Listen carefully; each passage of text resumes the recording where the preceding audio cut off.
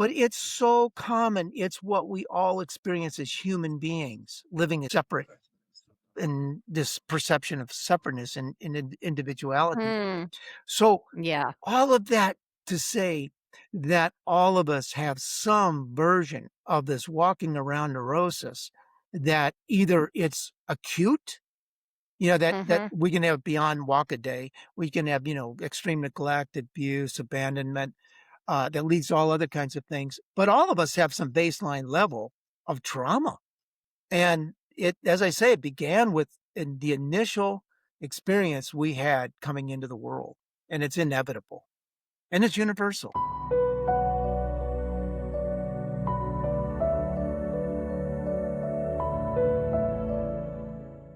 What happens when the part of your story you were never meant to carry shapes the way you see yourself and the world?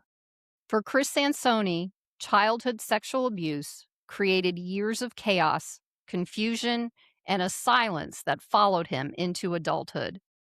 But there was a moment, one turning point with his abuser that would change how he understood everything. What he discovered through that experience became his book, Longing, which explores the ache so many of us carry, not as something broken, but as a sacred signal guiding us back to wholeness, compassion, and inner truth.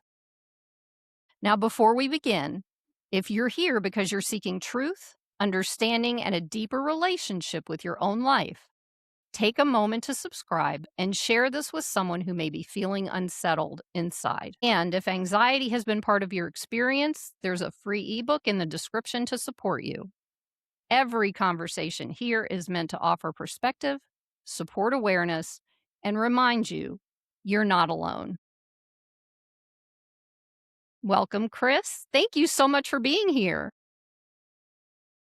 Well, Caroline, thank you. I appreciate this opportunity to be on Awakening Soul Divinity with you. It's a pleasure. Yes, absolutely. Thank you. Um, I never know what to say there, really, I'll be honest. But anyway, can you go a little deeper into what you've lived through and how that experience shaped the work or perspective that you bring into the world today? Yes, thank you. As you mentioned in your introduction of me, that was a crucible. The experience of childhood sexual abuse was a crucible that has unfolded, or perhaps better, opened so many passages in my life that some I would deem as gifts that I brought to other people's lives. And some that have been traumatic, recall memories, Mhm. experiences, the playing out of that kind of knitting into these neurotic kind of patterns that so many of us, victims of childhood abuse, whether sexual or otherwise, experience. So it's been a journey inward, really. Um, and it's sort of been an inward bound, if you will, to take me deeper. And it was actually one of the foundations that I explored in my writing of my book, Longing, A Pilgrimage to Your Quiet Power Within, to look at what I termed a sacred calamity, where, first of all, I adopted the term calamity and this notion from Ralph Waldo Emerson's writing, where he talked about the influence of these catastrophic events on people's lives that later has gained more popular sort of exploration. But he was one of the first to really articulate it from a Western perspective. They were called into these sort of shocking events. They could have been a one-off traumatic, horrific car accident or breast cancer or loss of a child or a spouse. And, these things that just really rock our world. And then how we respond or stay in reaction to them makes all the difference.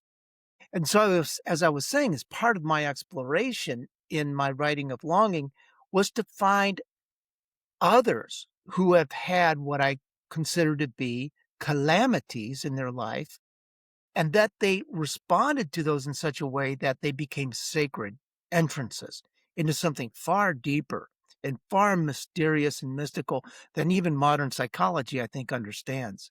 So that's Mhm. what, because of my own experience, I had sort of a tenderness or a receptivity to identify that in others, and then ultimately to seek it out through curiosity and understanding and an explanation and exploration. Because one of the easy things that we can do, particularly as children, is believe that there's something wrong with us. Mhm. That I, I remember taking all that on. I did some early healing with the men's survivors group, and we often talked about those our experiences around our abuse. And one of the things that I realized I was doing, I was holding myself as an adult, some 40 years old, 35 years old, at that time in my life, as if I was an adult, a 12-year-old boy. I was holding that level of responsibility. That kind of awakening alone created a tremendous shift toward healing. Was I was now responsible for it. And the Mhm. most difficult one of the most difficult things that, victims can encounter is the lack of responsibility. We don't want to feel that we were ever out of control. And one of the things that I realized I was doing, I was holding myself as an adult, some 40 years old, 35 years old, at that time in my life, as if I was an adult, a 12-year-old boy. I was holding that level of responsibility. That kind of awakening alone created a tremendous shift toward healing. Was I was now responsible for it. And the Mhm. most difficult one of the most difficult things that, victims can encounter is the lack of responsibility. We don't want to feel that we were ever out of control. So we go on attempting to assert that control in the rest of our lives in so many dimensions. Uh, but once I was able to embrace this, you know what? I was a victim. I was victimized. I was, if you put it in sort of cagey terms, I was mentally outsmarted by a man who was 34 years old and he had all the techniques. He was quite an expert. I counted some in our community alone, some 100 no, I'm sorry, bring that number down, about 50 victims that I could identify that I knew of, and in my research and as a spokesperson for victims, I found that that most of these groomer types, as he was, will victimize some 150 different children over their lifetimes. So their impact is profound, and it's adverse, and difficult, and really sinister. So I figured that stuff out and I started becoming an advocate. I spoke for the Colorado Coalition Against Sexual Abuse, the Denver Children's Advocacy Center, the Boulder County's MESA program, the Movement to End Sexual Assaults. I became very active in translating this for therapists and parents to say, these are the signs and these are the effects on children. So let's be aware and let's talk about it rather than hide. Right. Yeah, absolutely, and they're lifelong effects, and people don't seem to recognize these things, and what's kinda crazy in our world is, like, any kind of, uh, exception, I guess is the best word I'm looking for, from what is supposed to be a childhood. Most people just kind of either blow past it or they forget because that's natural to do. The mind is gonna forget things that we don't want to remember, but the body remembers, that kind of thing. Yes. And, and it's like, it doesn't matter. I honestly don't think that it matters who we're talking about. I think everyone has some sort of an experience, even if it's like this. Of some sort of abuse, and in some cases, it wasn't like it's a parent and they were tired and they yelled at the kid or whatever, and it's still that, but we're all kind of programmed into reacting, like, you brought up that whole thing about reacting, Mhm. and, what's really important for our own understanding is that once we've had some sort of trauma that's happened in our life, and before I go on, I really want to honor the fact that this is a brave thing that you're doing Thank because you. for Thank on you. 2 fronts, on 2 fronts. And I'll get into the 2 fronts in a moment, but it's like once we're traumatized, our body is going to react. It's a Mhm. natural thing Yes. for our body to do. Yes. So we can't respond. Like I went through different types of things that are similar to yours and Mhm. not I don't know what happened when I was a kid. I have no memory of it, but I was told that there was something that happened with me, Mhm. you Mhm. know? And then later on in life, I experienced what is they call out their military sexual trauma and harassment. So it's still I feel like it's still a draw in of the same energy of the same type of person because I was already in victim mode for whatever other reasons, that's that sort of thing. So I feel everything that you're saying, I'm feeling into it because it's such a challenging aspect of being human because we don't understand what it is and we never do until something happens in our lives where it just like, "Here I am, time to look at me," and that's not necessarily prepared. We aren't always prepared for that, but if we welcome it, then it helps us to heal, as I see you have been walking through or have walked through that piece of it. So, Yes. it's really important. What would you I'd like for you to just give some feedback on what I just, shared Yeah, with you. I couldn't agree with you more, actually. And I from 2 perspectives. One is from my work as a life coach. I spent many years also as a leadership coach within organizations at very high levels, and then worked for some 9 years with the Hoffman Institute and teaching what's called the Quadrinity process. And for me, the real Can I gem. can I stop you there, Chris, Yeah, before you yeah. go any further? What's a because I read that in your paper in the stuff you sent me. What's the quadrinity Yeah, the process? I quadrant was curious process, about yeah. that. It's a it's basically, as I consider it, ultimately a connection with your true self. It's a Okay. process that brings you into this sort of intense unfolding, through this intense unfolding that begins with Mhm. breaking through, first of all, becoming aware, and then breaking through the need to live out those childhood induced patterns, that we learn from mother and father, or whomever our primary caregivers were most concentrated. Of course, then we were socialized into school systems and cultures, broader cultures and such, and we're affected by those experiences as well. But Mhm. fundamentally, it works at the level of primary caregivers. And then once we can break free of those needs or those attachments to those old ways, we can step into a much higher level of relating or consciousness and happiness and that's authentic and true. It's not the Mhm. stuff that we were taught we had to be or react to and stay in a state of ultimate frustration. So, Yeah, absolutely. as having seen hundreds of people over the years, walk a day persons, you, me, anybody, you'll walk through an airport, you go, you see them out in a park. Everybody is carrying a very similar kind of trend of trauma that we all experience. That walk a day trauma is as I say, it's common. It's like part of I'll explain this if you're interested. I could talk a little bit more about it in depth, but I explored it further through my writing. But it's so common. It's what we all experience as human beings living separate in this perception of separateness and individuality. Mm, So, yeah. all of that to say that all of us have some version of this walking around neurosis that either it's acute, that Mhm. we can have beyond walk a day. We can have, extreme neglect, abuse, abandonment, that leads to all other kinds of things. But all of us have some baseline level of trauma.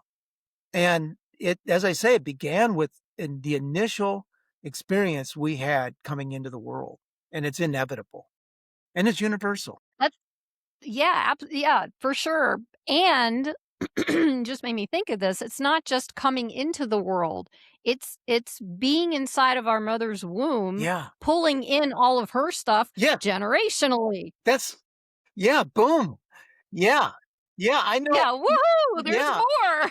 Yeah, yeah, and, really, I mean, I don't know if you've how far you've I don't wanna be too presumptive about this, but there's a good amount of research out there. One of the most, uh, seminal ones are some books presented by Michael Newton, his work. He presents his research findings from, people in hypnotic experiences or past life regression experiences who talk about the experience of soul before, even coming into the mother and being the little zygote, of beginning in a mother's womb.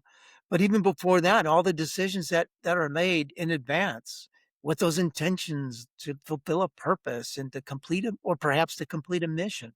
All of that stuff Mhm. is all rolled up in that. And then we land in mother. And if she's suffering from her own depression, guess who's going to absorb that firsthand? Yep, absolutely. Yay! Guess who's breaking the cycle? Yes. Yeah. Raise your hand. So I think that's why a lot of us came onto this planet was to be the cycle breakers. I agree. I agree. Yeah. Yeah, I agree. And I just mentioned past life regression is that one of the things I have learned in my direct experience as a past life regressionist and from just secondarily from research is that we all have these sort of inclinations. We're drawn to certain things. We could even say we have these talents and skills and propensities and these tendencies, as Carl Jung called it, our type and temperament. And, we come in Yes. with these kind of preset ways of operating. And then, yeah. And, Where'd they and come what's that from? about? If that wasn't some No. intention behind that, Yeah, yeah. then it would Well, come. and also, I don't mean to interrupt, but before I forget, it's like almost like some of these gifts that came in with us are totally out in left field from the things that we are interested in, but then that those left field gifts tend to come back into us, Yes. and that's the Yes. direction we end up going in. Oh I my think that's really gosh. interesting. Yes, Yeah. if we're I in like Carl alignment, Jung. right? If we're in So alignment with ourselves. If we're what continuing to fight ourselves, yeah, good luck and, for any happiness to really be, or joy or creativity to come. But, yeah, I'm an yeah. example of that. I was just thinking about this morning, actually. I was thinking about my experiences in a parochial Catholic elementary school. I went to 2 of them, and, the emphasis on mainstream thought, which was, you have to be good and logical, and you have to be able to solve math problems, and then eventually, more advanced mathematical applications and sciences were really promoted, and then there was, of course, emphasis around language and expression, secondarily art and creative expression that way. But I remember I struggled mightily in memorizing and in calculating and logic. I could get the That's base. because you're a creative. There you go. Well, what does that end up tagging the child with, right? We end up with these sort of, inferiority complexes because, Johnny, who's great at calculations, was Mhm, promoted as the smart kid in class. But what about all the mhm. creative types or the intuitive ones or, and if we look at it in terms of, kinds of powers, Honestly yeah. honestly, the answer that I've found throughout my life is Mhm. these are the people that end up with addictions, and a lot of them in treatment centers with that are doing either, whatever the addiction is. I feel like the creative voices in our head didn't match what we were being told was supposed to be the way we Mm. were supposed to be, Yeah. and because they didn't match, we thought we were crazy, and Yeah. then we wanted to silence those voices. Yes. Yes, which is too bad. It's really Right, it's because there's unfortunate. so many people out there who do that, and they don't even they don't recognize unless they've gone through some process of healing that, they Yes. don't see that, they can't. Yes. Yes. They And, can't do it. finally then, um, coming to a place where we can grasp what our true essence is, what our true essence as and I'm, really circling the whole being of self and really exploring that with courage and curiosity and skill to Mhm. understand that at a deeper level can then lead to open-heartedness and intelligence, uh, and really, I think one of the most ignored kind of domains of of strengths that we have untapped is the feminine, because our culture's so hammered, the logical, the analytic, the Mhm. productive side, which is generally right.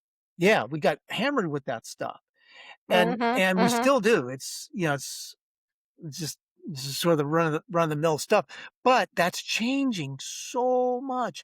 How do you remember?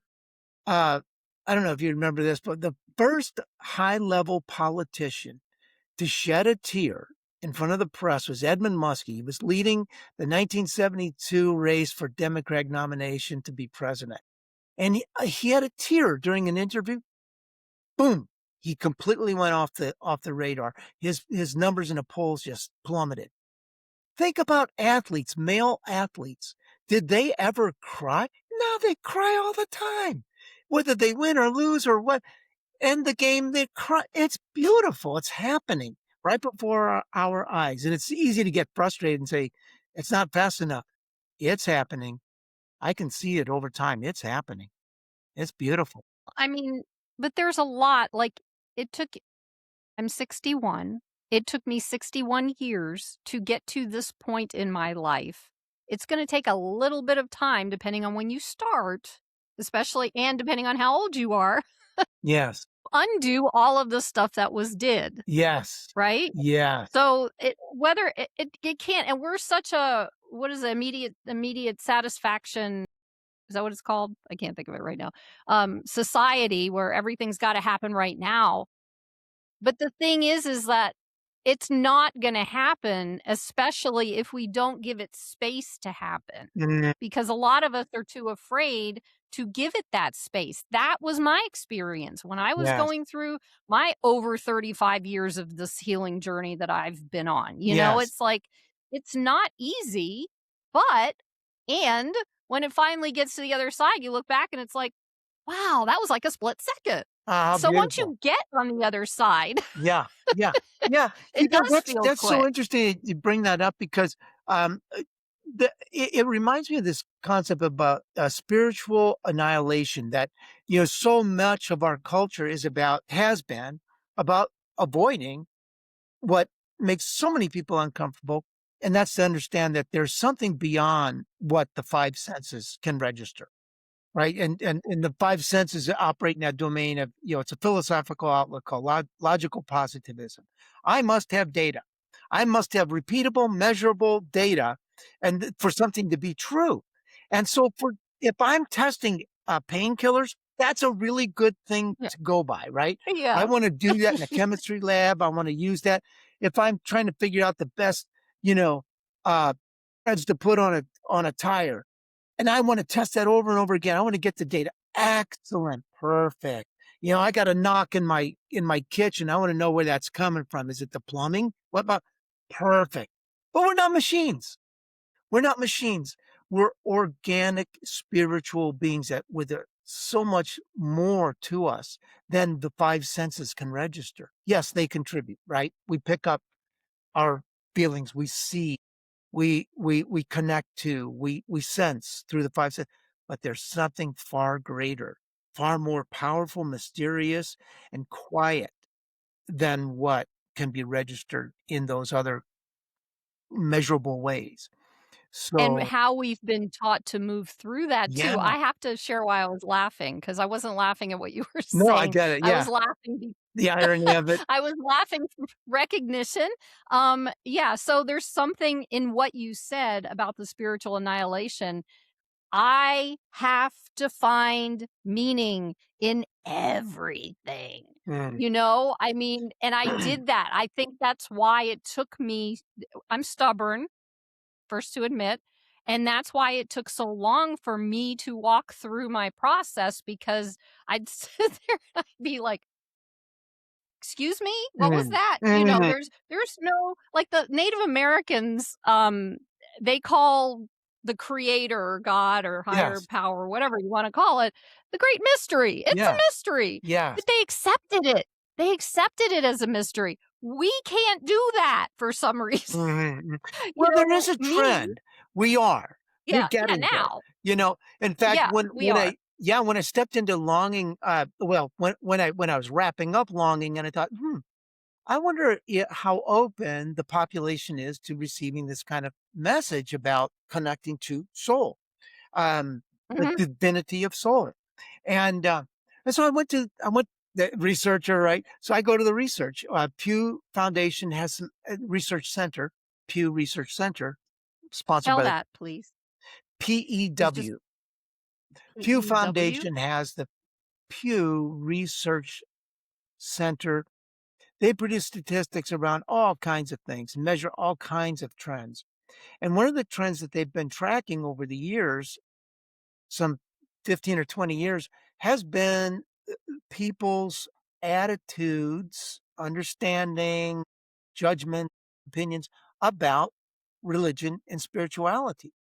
And Mhm. there's a very defined, very clear trend evolving around SBNR, spiritual but not religious.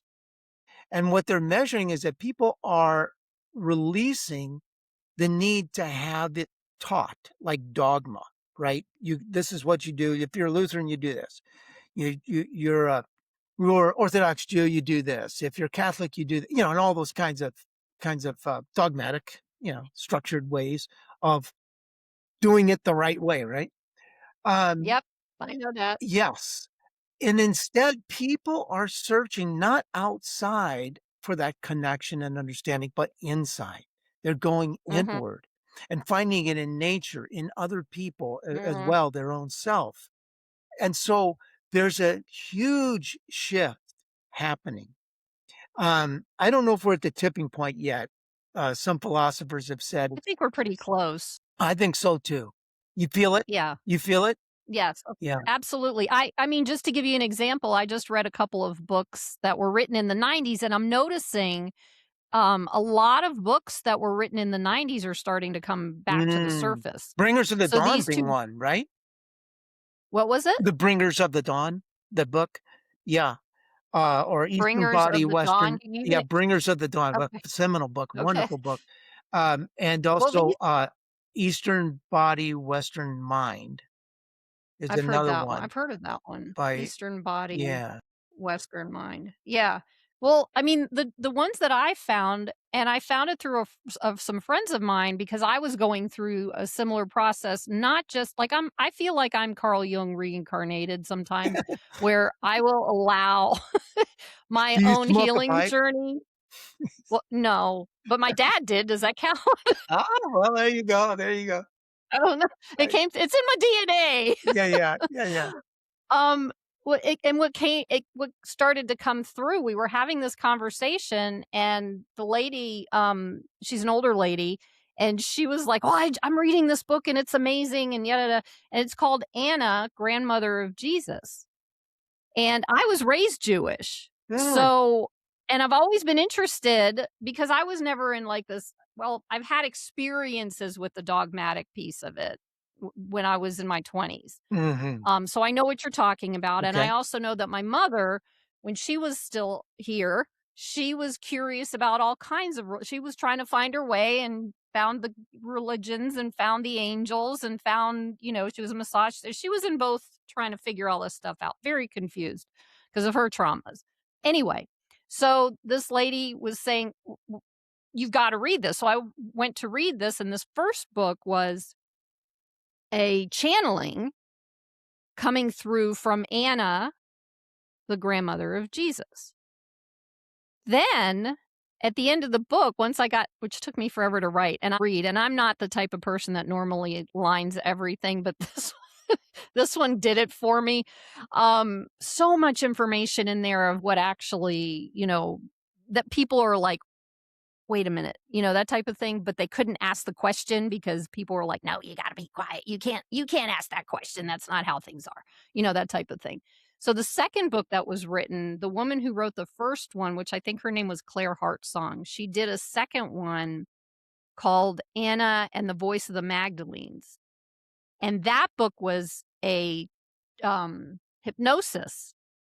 So she brought a friend of hers in who was a hypnotist who went and Claire was the subject for most of it, Mhm, but the hypnotist actually got to be the subject in one piece of it, and Claire did the hypnotizing. It was just very interesting, and mm, it went back into all of the past lives of the people who were in that time and mm, what they experienced and the silencing of the you brought up the divine feminine, the feminine voice, the mhm, silencing of that, and the crushing of the masculine basically and the things that because we're meant to be balanced in the divine masculine and feminine no matter how we come out on this planet, no matter what gender we see ourselves at. mhm. It's all about a balance between that energy of the divine masculine and the divine feminine. So these books were like sharing all this information and they're saying we're here. We're like the bring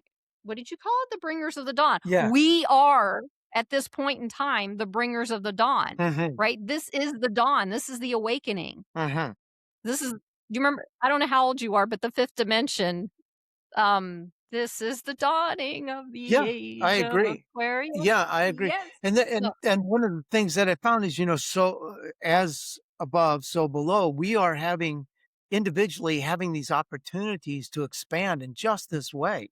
You and I were talking about, mhm, noticing the trend toward this, inviting more feminine, doing more self-reflection, going to self for source of spirit and love and light. Not to be self-contained, but as the point of origin for that, as opposed to looking outward, hoping that, the priest or the vicar or, the minister or whom the rabbi is going to give it to us and tell us what to do, and then we'll be good. No, we are instead looking to self as the true authority and mhm, trusting in that and learning to trust that and what to trust about the mm, self. Then it gets interesting because then we can bring that same kind of awareness out into our relationships and our work mhm, and what we pursue in life as our most important aspects. So that was what, as I was talking earlier about the exploration that I did in longing to find out, like, what do real people feel about their experiences? What are they seeking? And the clearest entry point that I found was, let's go to those moments that were earth-shattering, yes, life-altering experiences, as I call them, life-shaping experiences, that were mhm, affected by a specific kind of disruption called a calamity or a sacred calamity, as it may be.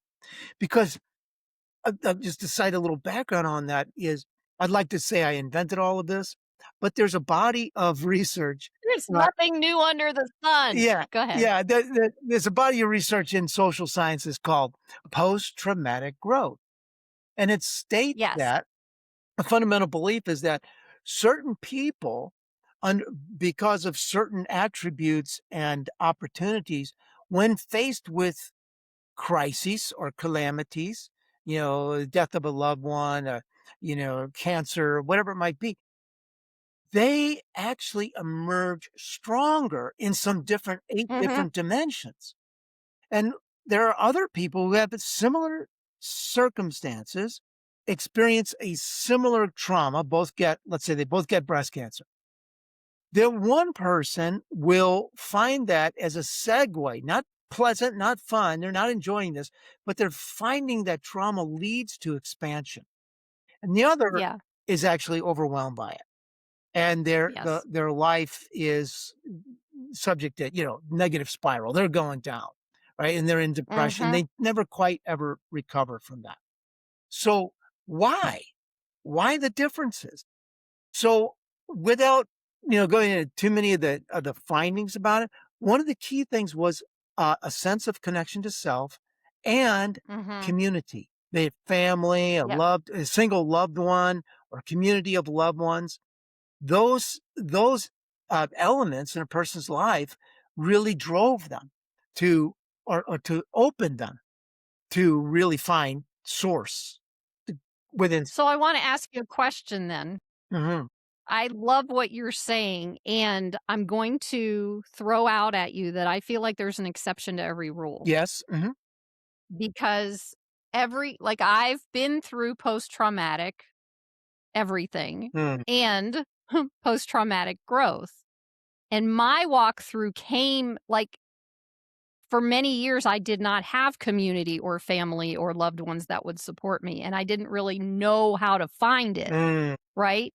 So I went inside and I pulled out, I don't know how, don't ask me how it worked because it's one of these no word things. mm, It was something where somehow I found the strength within myself. Maybe it was the gajillion times I was told, grab yourself by the bootstraps and keep going.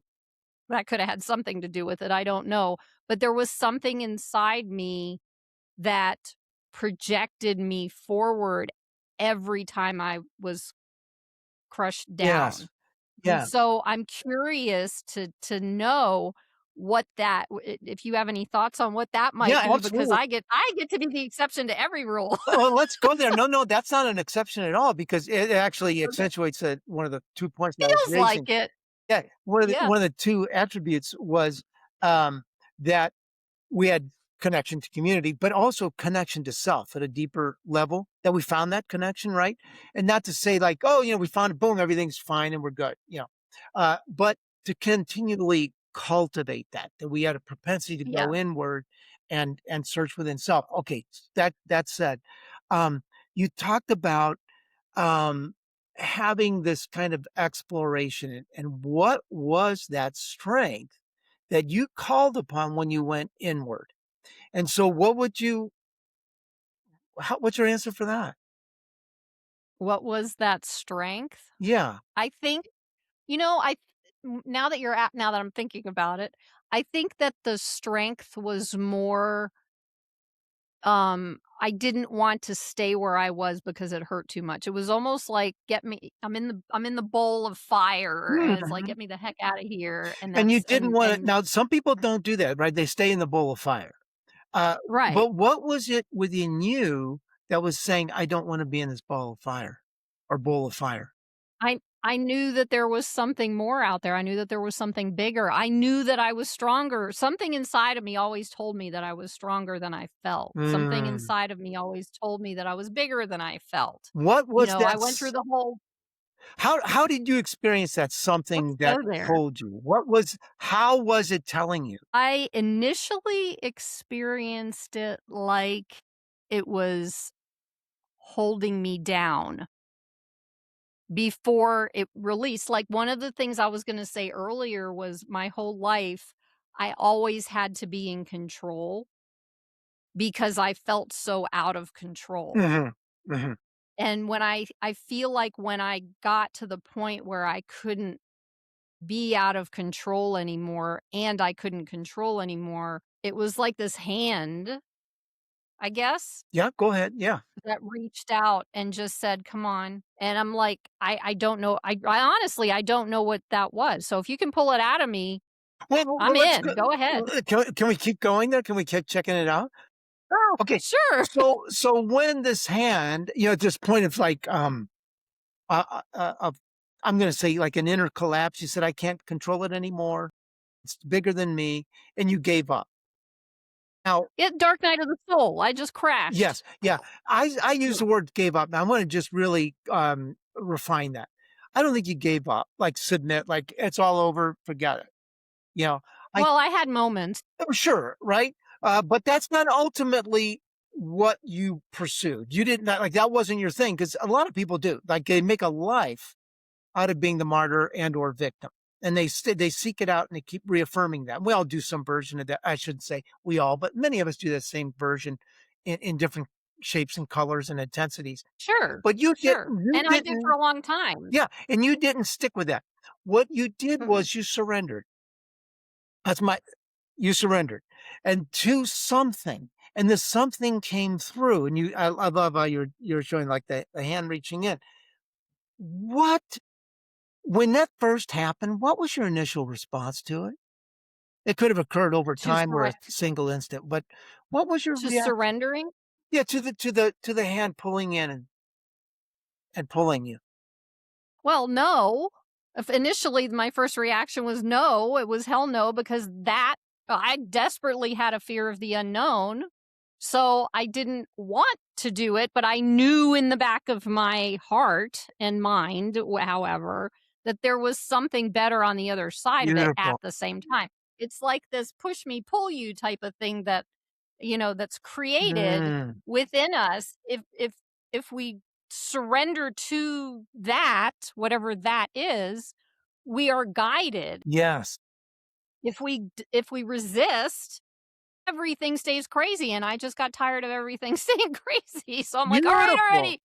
Oh my gosh. Okay. Oh my gosh. So really that getting tired of was like the surrender, like, okay, enough, right? Enough. I'm not doing I this don't, anymore. was it Yeah. kind of this moment where it's like, what, like something, uh, like a collapse where you fell into, Oh, I did. I mean, the dark night of the soul, it was yeah, definitely collapse. I went into, like I knew that I needed to get the stuff out of my nervous system. I knew I needed to get it out of my, whatever. So I was always doing these things, get it out, get it out, get it out. So that to me was the collapse. yes, beautiful, beautiful. So Yeah. you surrendered, and Yes. something that matched up with, I know it's got to be better than this. Like your belief that it's not this. This is like a situation I'm in. I need to. I find something. I know there's something better that matched up with Hmm. this, with the reach in to pull you forward or up. And so there you go.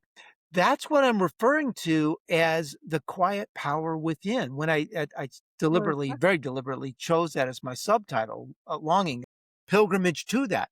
So your pilgrimage inward, to go inward, to meet that and meet and find that quiet power within, is the brilliance that I'm really trying to accentuate, to communicate. And here we are on with this wonderful opportunity for you and I to talk about this. You had that firsthand. I've had that firsthand. I've interviewed 5 other people who had that firsthand. Many of us do, and those that haven't have the potential to. And that's what I'm referring to. Yeah. So that's what I'm calling, that pilgrimage to the quiet power within is, and I call it soul. People have lots of names for it. Spirit, higher self, Yeah. my inner Yeah. knowing, my authentic being, my essence, whatever you want to say. It's Uh, all in there. yeah, it's all there. That's It's culturally, all there. we come up with our descriptions here in the Western hemisphere, but throughout the globe, there's all kinds of names for that. The But Atman. I Yeah. Yeah, I wanna add something to what you were bringing out of me because I've really never had my interviews switched over to Oh, some to the guest interviewing. So that was interesting. I was like, "Oh my gosh, now I gotta come up with all this stuff and remember yeah, everything." yeah, yeah. Yay! But there's something in that. Like, your book is aptly named Longing because that was one of the words that was always there for me in that. Like, I have a longing, what do I do to get there? Oh, wow. And then the piece of that was letting go, surrendering, Mm, the whole all of that. So when I was listening to you asking me these questions, I'm like, but that's where the longing was. We all have that longing yes. because there's a place on the other side of that inside of us, Yes. on the other side of all that chaos Yes. that we are being drawn to moment by moment by moment by moment. And Yes. unless we sit still long enough to hear that, for lack of better words, still small voice inside of us pulling us in and connecting with that longing, we become directionless. And that's what it felt like to me. I Yes. felt directionless my whole life until I let that happen. After the 8 million 2x4s hit me across the Yeah, head, yeah, well, and it's so wake funny up, that you, you know. yeah, and I love that you use that metaphor, the 2 by 4. I actually refer to that in longing. I talk, yeah, first of all, we have these kind of precipitating events, right? But it's kinda like, like, "Hey, wake up, wake up." wake up. Yeah. And then, Little taps. yeah, and then we're not waking up, and it's like, wake up. And then we get the two by four, Yeah. that's of course Yeah. symbolic, but we get the bigger catastrophes in life. The Yeah. really And they'll keep awful coming if you things. don't listen. Yeah. Yeah, we keep So, losing relationships or jobs or, our kids, dissociate, we disaffected our kids and, it can be a big mess. And then finally one but day, yeah. I think that the reason that that happens is because we're meant to find the truth of who we are. That's the Yeah. whole reason why we're on this planet that And nobody gets. that's It's the not this central like theme. Caroline, right. that It's is, not this thing with yes, everything outside of us, not even our kids. And I have to say that because this is affecting me just as much by yeah. saying that because it's like we've got this thing where we have to have all of this when all of what we want is here. Oh my gosh. And that's We could just like end right now. This right. is, That's it. Bam. Bam. Okay. So we don't go on for another 4 hours. okay. Let me ask you this Yeah. question though. I want to know what you mean by the term longing and Yeah. then what relevance, see if I can say the word now, what relevance does it have to our lives Yeah. and how we live? Because Yeah. that's what it felt like to me. I want to hear your side. Yes. Oh my God, that was so perfect. What you said, but in my word. Uh, and I Yes. describe this quite a bit in the book. I explore throughout longing. Uh, it's that inner pull, that quiet inner pull, and sometimes it gets Mhm. really pronounced, but it's still rather quiet compared to the chatter of our conditioned mind. And so we Mhm. need to create stillness in order to connect with that power. Because first and foremost, we have free will. We came into this incarnation, each of us in our version of it, with this opportunity to choose. We're not robots. We came in here with this opportunity to choose, to develop our discernment and make choices. That quietness of that power that is within us remains quiet as long as we're not listening because it's respecting our choices. It's not saying, "Oh, I'm taking over. You know what? Here we go. Yeah. This is Doesn't work how we're that going way. to do things from now on. I've got the steering wheel. Right. Follow me." No, it doesn't do that. Sometimes you wish that would You wouldn't happen, but you? not Yeah. always. Wouldn't we? Wouldn't we? Yeah, wouldn't that be Yeah. great? If mommy and Uh, daddy, could be reinstituted. And if you want, I can get to that in a minute. But um, we have to open up through stillness and curiosity, mhm, not be too presumptive about what this needs to be. I need to have this kind of experience, or I need this kind of data, or this kind of evidence to know. No, we need to be curious. What's our version of that? And there's some similarities. You and I are talking about our own similarities in meeting that quiet power. But that longing is inherent to all of us. And ultimately, and there's a question in here for you, but ultimately, that's how we get on our true purpose for this existence. We confuse purpose with a project or a career or, an accomplishment or a mhm. role, but that's not But our life. even Carl Jung says it's individuation. It's individuating. It's becoming who we are. That's Yes. all our purpose Well, there is you to go. become who we are. Beautifully. Yeah, yeah. I mean, he's one of my favorites too. I love. Uh, I know, me we're too. Carl Jung guys. Okay, Carl Jung Yeah. fans.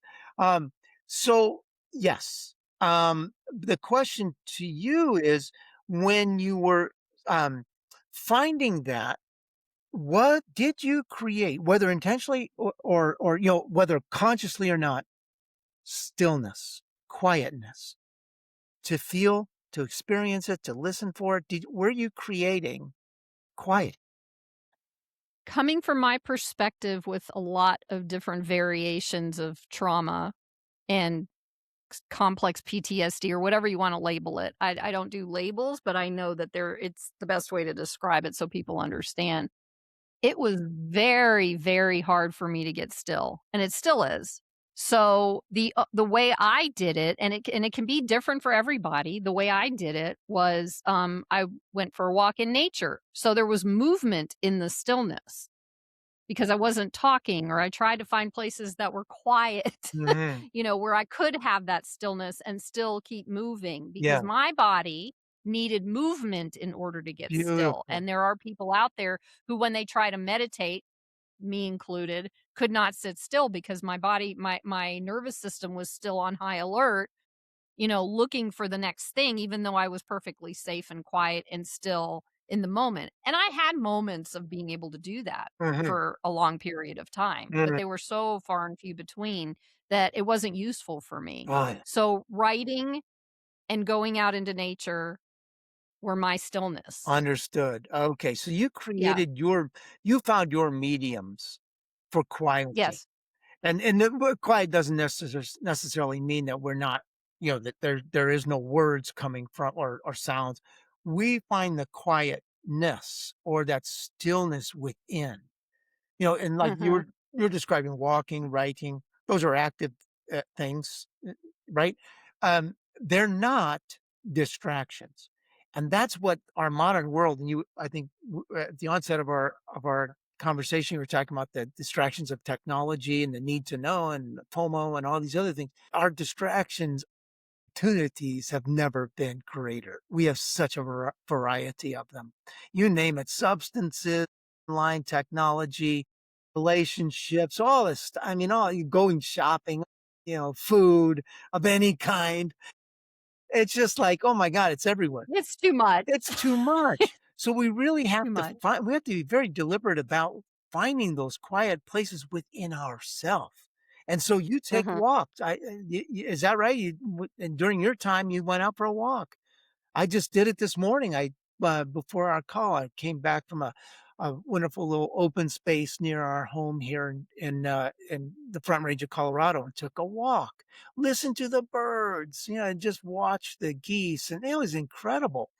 Those kind of Yeah. opportunities should be available to all of us, and we should seek them out. So we have that capacity. We need circumstance, like, those kind of support ways of doing it, whether it's meditation and stillness, or I've been a student of somatic channeling, which is moving, you've been mentioning the body, but to connect to the stream of the body energies and expressing that Mhm. through the body would come through light language, song, movement of the hands or the body in different ways. All this being a precursor to things like qigong and tai chi and yoga, but to fundamentally connect with the body in with allowing the body to connect to the energies. So that kind of Well, I don't before you go any yeah, further though, yeah, 'cause sorry, I I got want on the a roll audience there. to understand that's okay. I want people to hear that the body is the most important part Yes, or part of, if not the most important part of the healing process, because for most of us, there's a disconnect between the mind and the body. yes, And all of the illnesses and diseases and all these different things that we have going on are a representation of what stagnant energy of anger and fear and sadness and whatever that we're holding inside our bodies. So the more we're able to release these by going into stillness or whatever we choose to do to be in that stillness, um the more it releases and the more body I'm right in the middle of a teaching with someone else with this. The body goes into homeostasis. When the body's in homeostasis, it's balanced, it's not in stress. mm, Your heart rate comes down. mm. Everything comes down. Everything balances again within the body. And when that happens, guess what the body can do all by itself? Yeah, It can heal. Have you ever yes, cut your finger? yes, I yes, mean, you see it do it. It's yes, proof, right? yes. But it happens the exact same way when we allow that opportunity to happen and bring ourselves back into homeostasis. And you talked about choice. We get to make the choice to step into the opportunity to release all this stuff so our body has that chance. We don't Yeah. need to depend on this and this and this because, like, literally in the last 3 months, I can feel my body changing. And I knew it was possible, but I didn't know it would actually happen. And I think it's really cool because these little things that have been annoying me of, whatever, of going on physically with me, Mm, they're starting to dissipate. And I'm like, wonderful. so it's there. It's there. It's not just this thing I made up and all this stuff. It I get passionate about it because when I recognize something that I've been fighting for my entire life and it actually works, I'm Yes. gonna say it, Too, right? I appreciate your passion. Maybe this is a question for you, or an observation simply to share that we don't, in this Western way of looking at the body, we don't acknowledge that. It, historically, we have not acknowledged that. We're just coming to this place of understanding the Mhm. body as our spiritual resonance. Yeah. Yeah, yeah, right? That, and I actually speak to that in Longing about the Western view of the body as sort of a mechanistic one, right? Yeah, we I relate just wrote to it down as, machine. Yep. it's good for getting us around. It's good for making us Mhm. look good. It's good for sexual pleasure and reproduction. It's good for a lot of stuff, work, that sort of thing. But that's about it. And then it's like a machine, and you gotta fix it when it breaks down. You gotta feed it the right stuff so it keeps going, and then but eventually it's got an expectancy, certainly not past 100 years, and it's gonna fully depreciate before then and die, and then it'll be over. And sometimes we even associate our life force with only the body. We don't see that it's a receptor of life and a carrier of energy. We reduce it to just sort of like this machine. And we go about our business thinking it's like an automobile, right? Yeah. Yeah. Get the newer version. Yeah. Go to the gym, make this thing work better, and all of Yeah, that. yeah, yeah. But I think there, over the, probably, you were mentioning time frames, probably the early 90s forward, that we've really connected to the body in a wholly different way. Or even before Mhm. that, the advent of health food stores has been one example. The old health Yeah. food stores. Yeah, yeah, We actually have one in yeah, yeah. downtown Longmont here. I love it. Uh, but yes, the acknowledgement that we are so much more than this Yeah. physical vehicle called the body, and that Mhm. we are And inhabiting. we Yeah. can experience so much more than just the bad stuff that we think is happening when it's not really because we're just resisting what could be. Did that Yes. make sense? Yeah, I think so. Okay. Here's what I'm getting, and tell me if this is your intent. It's like we look at it as sort of this, uh, uh, it's like a product. We're supposed to use it, and it's supposed to give us benefits, but then beyond that, it might fail us. But so we're kind of always in this place of tension with our body Mhm. as this physical object, Yeah. right? Like a car Yeah. or a house or something like that. Uh, but if we change that around and we look at the body as you're describing it, as a source of intelligence far beyond what our intellectual self, or or egoic, or logical mind might plot, or even that our Mhm. emotions might tell us, but that our body is something far more alive, as a receptor of spirit and holder of spirit. And so what? We can't see it with our physical, most of us can't see it with our physical eyes.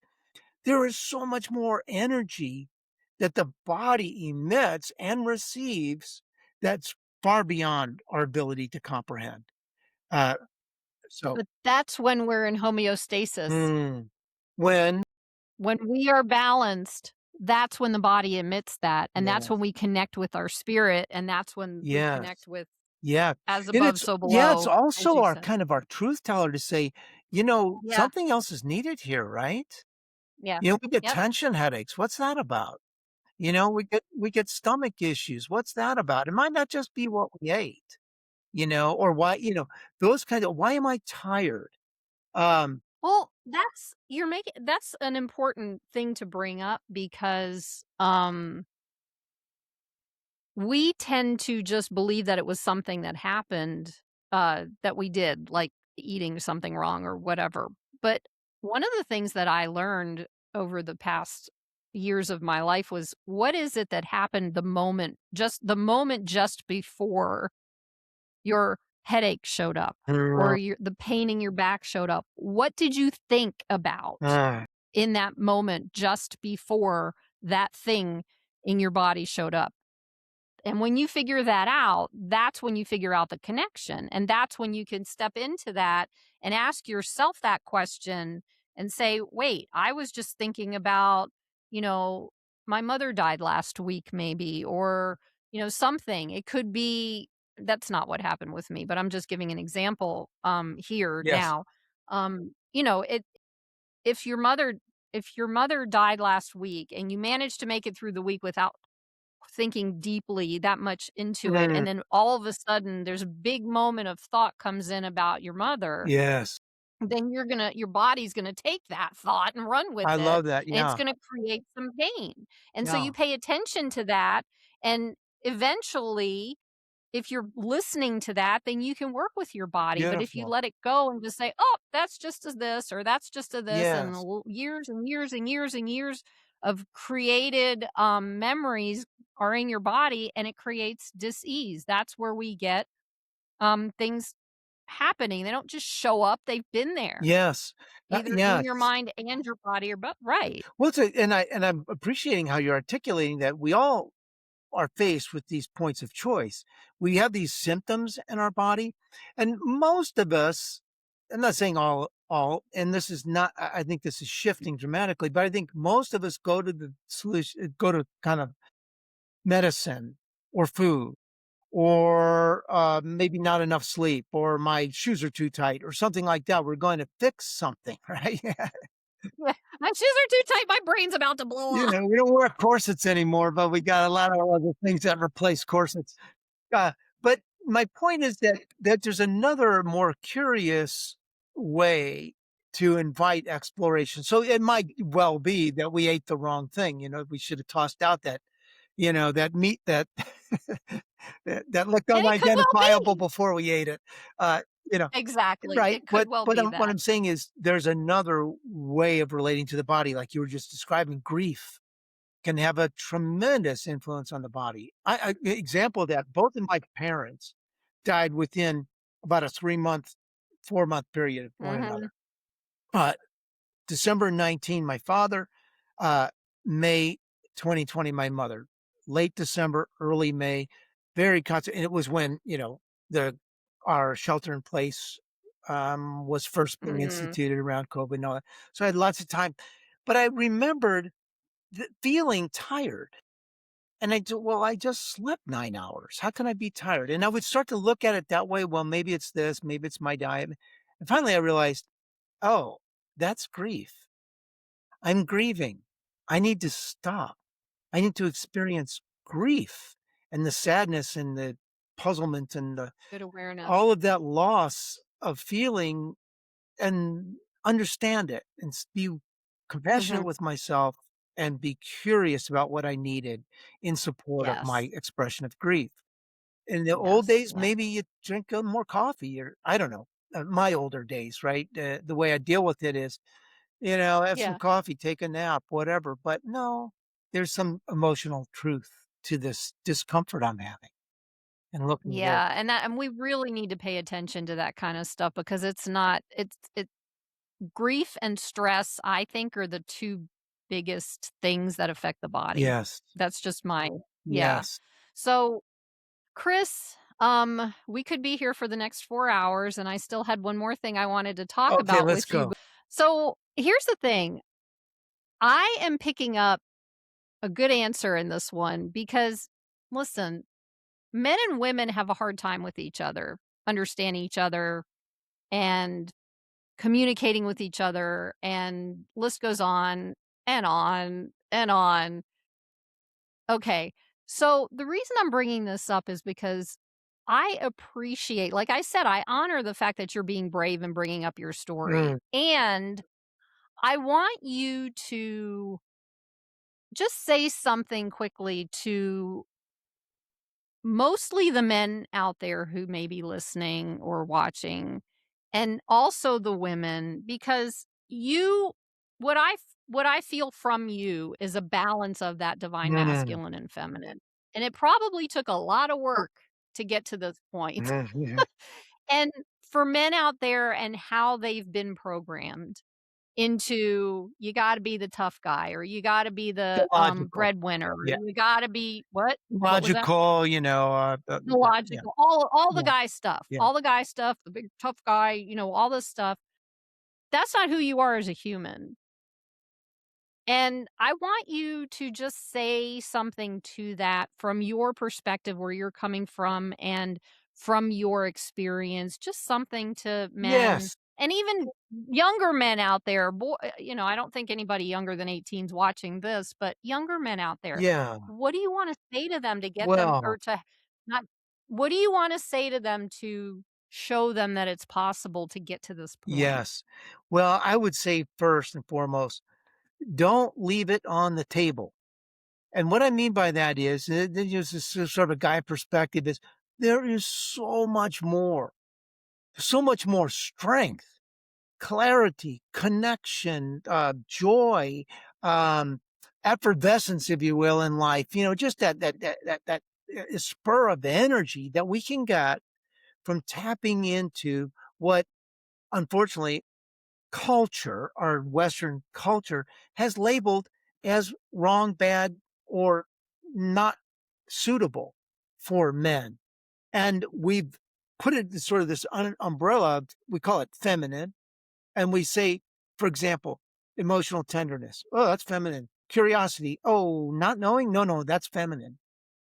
To be sensitive and compassionate. Oh, no, that's feminine. And so we reject those things before we ever really ever have a chance to make a decision. So my message to men is don't leave it on the table. You have so much more dimension, so much more depth and resourcefulness when you tap into your full range of power and purpose in this lifetime. Don't leave it on the table.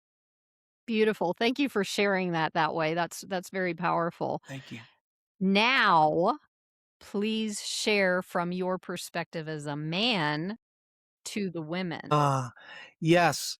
First of my one of the first, I don't know if I'll stick with this or not, but don't try to be like men. You know what I'm saying? It's like You're a little late. yeah, I Go know, but ahead. there's this trend where uh, you got to be tough chick or you got to be decisive. Yeah, if those are your natural tendencies and do that, yeah, go for it, do it. But don't mimic men because men have been getting this wrong for a long time. So, so love who you are in all of your full range of masculine and feminine, and to really, yeah, assert yourself when you need to assert yourself, and don't do that unabashedly. Know and claim your knowing when you know. Don't question yourself or defer. Know that. But don't try to be like a guy and be stoic and push it all aside and not have emotions because that's the beauty of feminine is to bring that all in. And I'm talking about, we're talking about like the genders as, masculine, feminine. We have so much more crossover. Enjoy the crossover. Women enjoy the masculine, enjoy your feminine. Men enjoy your feminine, enjoy your masculine. Take it all in. Mhm. Yeah. And even any gender, it's still the same. It's all the same Yes, thing. transgender, All the same. absolutely. Yeah, gender, non-binary, whatever your identification is as a human being, take it all in. The whole thing is there for your taking. Your enjoyment. Beautiful. Yeah. Just enjoy. Just Just enjoy. enjoy. Yeah. Whatever that feels good for you. Yeah. Yes. Yeah. Okay. Yeah. No Yeah, yeah. rules. I'm Yeah, kidding. yeah. No rules. Yeah, yeah. No No expectations. rules. No habits, no No. patterns. Yeah. There you Someday go. we'll get there, or we could just start living that way. Just a thought. Anyway, all right, sir. I'm going to ask you some questions that I ask all my All right, guests. Caroline. Let's go. What? Let's go. What is one thing you would offer someone who knows something isn't right in their life and is searching for what to do Oh, next? wow. They know it's not right. You know, you and I have alluded to this, but one of the first places I would start is create quiet or stillness and learn to listen. and hear the disruptive voice, the dissatisfied voice, the sad voice, the courageous voice, and in your case, this hugely courageous side of you that knew something was better. Listen for that and try to do your best not to judge it, feel too uncomfortable with it. And if you need someone to help you with that, absolutely reach out and look for that kind of support. Bring that into your life. Don't deny yourself because you do hold your truth. Beautiful. Wow. I always think I wish I had someone saying that stuff to me when I first started out. Yeah, It's right. just Yeah. a thing, Yeah. Yeah. Yeah. Yeah. Yeah. Okay. Yeah. And How would you yeah, go ahead. Go ahead. go ahead. No, no, no, go. Well, I I was gonna wanna say I that wanna hear what you have. we have had those moments. I don't wanna be too general about this and presume I know, but in most of our lives, we usually have had a person, a time, even if it was a brief moment, who was that sort of angel, if you will, that cherub in our life that dropped in and did the sweet, tender, loving, supportive, courageous thing and acknowledged who we were. And that boy, didn't that make all the difference. Very true. Yeah. Thank you. You're welcome. How would you define awakening? Awakening. Hmm. Coming home, coming home to truth of who you are, to your essence, and connecting to it, committing to it. That's awakening.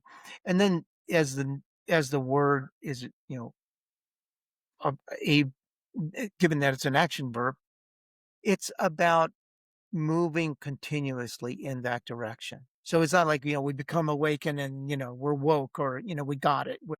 We don't need, we're good. I have my ayahuasca. I got it. I don't think we're ever Yeah, woke, yeah. I honestly. don't either. I don't either. It's a complete misnomer.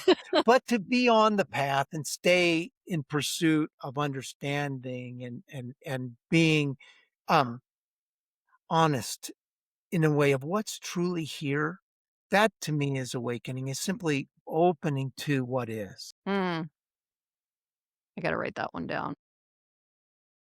What do you believe soul divinity is? Ah, I love that. I love the name of your podcast, Awakening Soul Divinity. You. Soul divinity is inherent. Like we all have it. Now, and that's the gift. That's why I said that longing a pilgrimage to your quiet power within. Soul divinity is power. It is pure.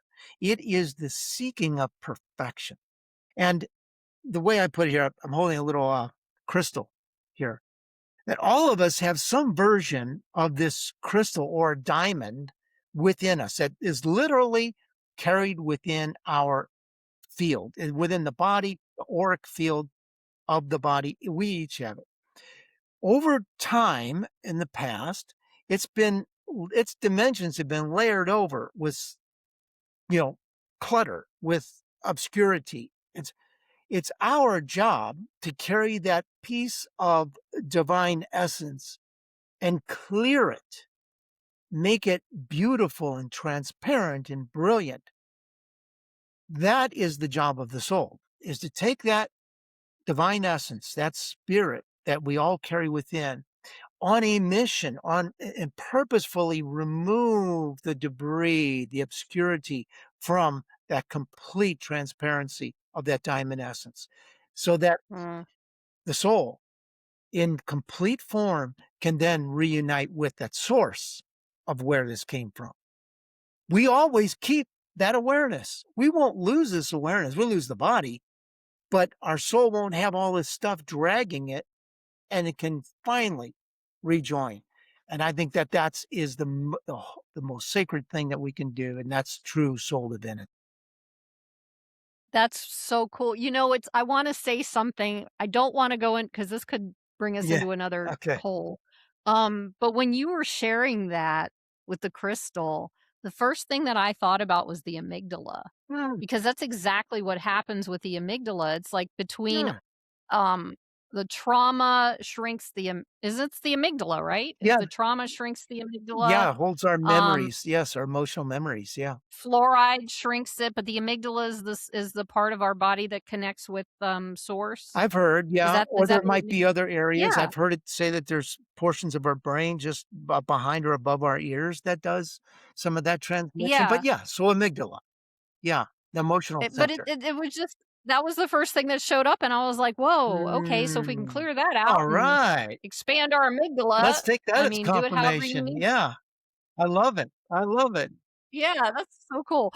Okay, how can people get in touch with you, Chris? Oh, thank you for asking that question because I love to be in touch with people around these kinds of conversations. So if your listeners, viewers are having some experience around this, it says, I'd like to take that a bit further. Or if they simply want, if they're clear and they know very simply, I want coaching in this direction, uh, past life regression work, whatever it may be, they can reach me through my website, which is livelifesoul.com. Or they can email me directly, Chris, Chris, Chris at livelifesoul.com. Those are the two surest ways to reach me. And then I'm on social media and getting more and more active on it. But I'd say drop me a line and we can talk. And they can also I'm gonna put the links to all of these things Thank in you. the, description, but they can also can they get your book directly from your Oh, website yeah. or They Amazon they can, or yes, there's a link there for, at my media page, and they can go to Simon& and Schuster, they can go to Amazon, Barnes& and Noble. Um, Amazon, I'm happy to report, has my book positioned in what's called, among new releases, popular psychology and creativity and genius. So that's their category. This is where longing lives. I checked it yesterday, and we are at number 2 position among those. So yeah, people are pre-ordering. So you can pre-order. The release date is June 2nd, but if they pre-order, then more people see it, and more people are more likely to hear the messages.